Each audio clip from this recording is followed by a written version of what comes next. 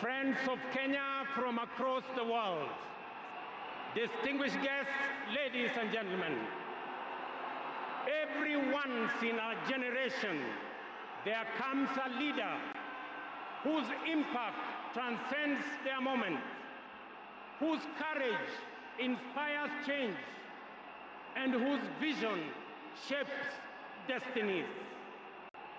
My brother, Raila Amollo Odinga, was one such leader.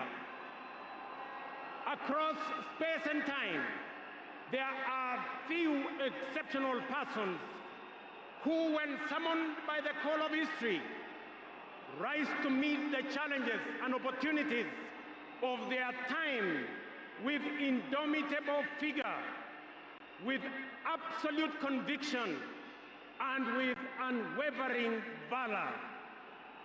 The Right Honorable Raila Amollo Odinga, Ward Mary, Ward Nyar Alego, Aguambo, Tinga, Jacom, Enigma, Ward Ping, Baba, the man in whose honor we gather here today,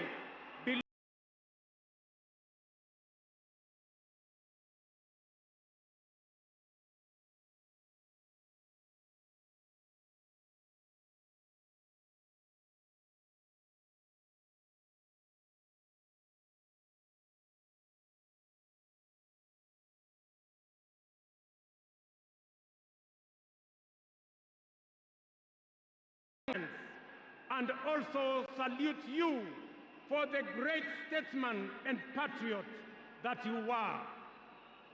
To Mama Ida and your children, Rosemary, Raila Jr., and Winnie, as well as the larger Odinga family, led by our elder brother, Senator Dr. Oburu Odinga, please accept the nation's most heartfelt condolences on this immense loss. Kenya stands with you in this moment of sorrow. We share in your inexpressible grief, but we also share in your pride for your husband, your father, your brother, and your kin, who belong not only to you, but also to us. Thank you for sharing him so generously with us as families and as a nation. Amollo may no longer walk with us, but his spirit lives within every Kenyan and every African. Such was the depth of his influence and impact that even in his absence, his presence endures. Fellow citizens, we gather here today not just to mourn the passing on of Baba, but celebrate his purpose, his vision, and his ideals. He walked among us as a man, but he also charged among us as a movement for change, a movement for justice, and a movement for inclusivity, and a movement for a greater and better Kenya. Allow me, fellow citizens, at this solemn moment to also speak as an ordinary Kenyan, a father, a brother, and a fellow traveler in the journey of our nation's history. I have come a very long way with Baba.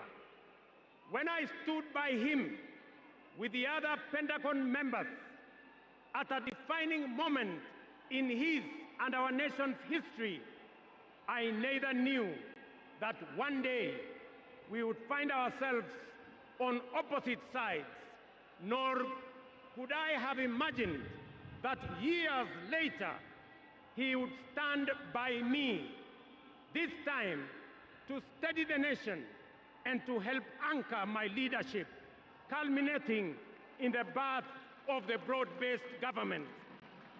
To you, Baba, I owe you, and I am truly and eternally grateful that our paths crossed and that we shared this journey together.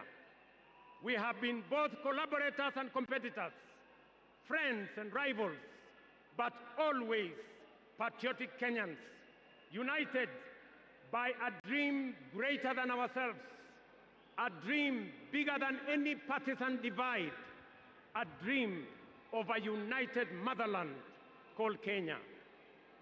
As I have reflected on Raila's legacy following his passing, I have entertained no doubt in my mind that history will judge him fairly and kindly, because whenever the nation needed him to rise above self, he always did unreservedly. Whenever Kenya needed reason, he became the voice of reason courageously. And whenever the country needed a hand of reconciliation, he offered it without hesitation. Perhaps one of the greatest lessons he taught us was this: in the noble task of statecraft and nation building, there is room for all of us, competitors and collaborators, rivals and allies, bound together by one higher purpose, the greater good of our republic.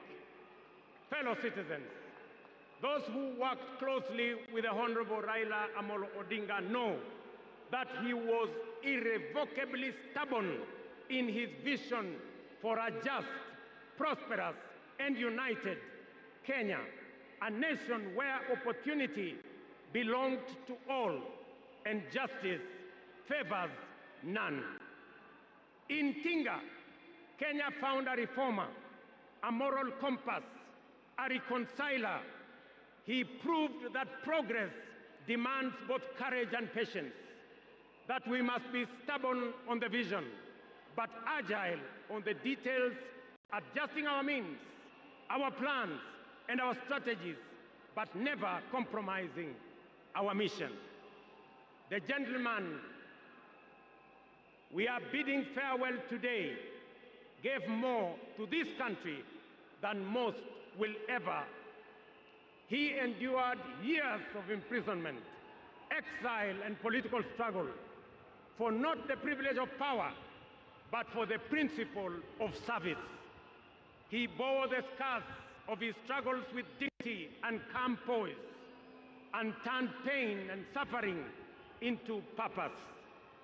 Jacom was also at home in the humblest of homes and at ease on the grandest of global stages. His heart belonged to the people. He shared in their pain, rejoiced in their victories, and never lost faith in the people's goodness.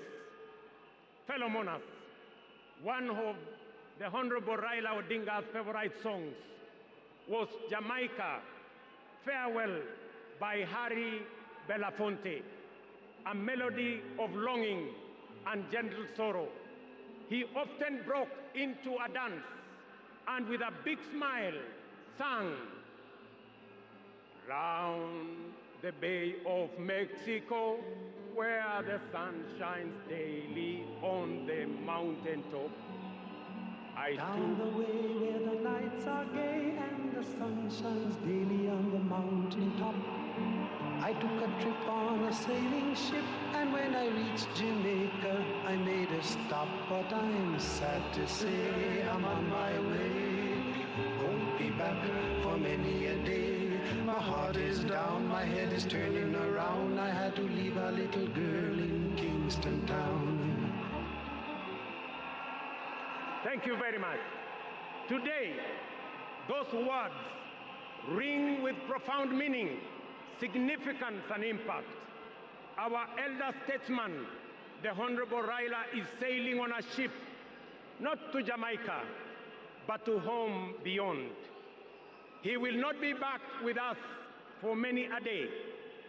He leaves behind many little girls and boys, not in Kingstown, But here in Nairobi, in Kisumu, in Mandera, in Vihiga, in Mombasa, in Kakamega, in Wajir, and in every village and valley across our land. Baba has finished his race. He has kept the faith. He has served his people and humanity. It is our solemn prayer to the Almighty God that the soil of the land which Honorable Raila so tirelessly served shall embrace him with grace, that the nation he sacrificed for shall eternally cherish his memory, and that the people for whom he fought for shall carry his dream forward. Ladies and gentlemen, fellow citizens, when a man of the stature of Baba, a towering patriot, a relentless reformer, a visionary statesman, and a selfless servant of the people departs from among us, when a mighty bongo tree falls among us, we are left in awe of a life so immense in purpose and impact. And in that quiet moment of both boundless gratitude and unfathomable grief, we are rightly bound to ask, from where shall another like him rise?